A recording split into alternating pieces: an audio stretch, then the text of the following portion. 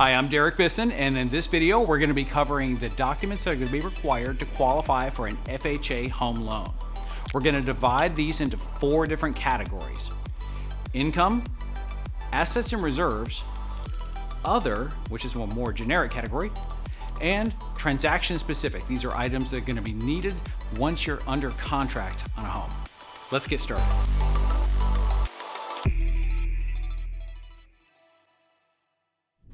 So the first category is income. This is where the lender is going to be looking at your ability to make the payments on the new loan. You'll be asked to provide pay stubs for the most recent 30 days. After you're under contract, you'll need to keep your lender updated with all the pay stubs through the closing date. Next, we'll ask you to provide W-2s and/or 1099s for the most recent 2 tax years. We'll need your federal income tax returns for the most recent 2 tax years. We'll need all pages and all schedules of every return. Now, if you're self-employed, your documentation requirements here might be a little bit different. So, if you're the type of business, say a sole proprietor, where you file your income on a Schedule C of your personal income tax return, simply provide us with a copy of the personal tax return that we just described. If your business has an 1120S, a 1065, or some other form of specific business return, make sure that you're providing that for the most recent 2 tax years in addition to the personal tax returns. The next category is assets and reserves. This is where the lender is going to be looking to track your cash to close, the amount that you're going to need to bring to the closing table, along with any potential cushion or funds left over after the transaction is over. We'll need your bank statements, including checking, savings, money market, etc., for the most recent 2 months of statements. If you have retirement accounts, such as an IRA, SEP IRA, 401k, etc., make sure to provide your lender with the most recent quarterly statement along with the withdrawal terms. You can generally find the withdrawal terms on the same site where you downloaded your quarterly statement. Next up is the other category, and this is information that may or may not apply to your specific scenario.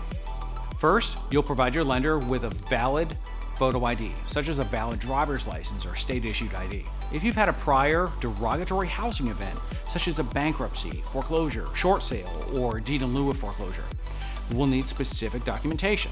If you had a bankruptcy, we'll need all of the paperwork and the discharge. If you had a foreclosure, we'll need the full court order.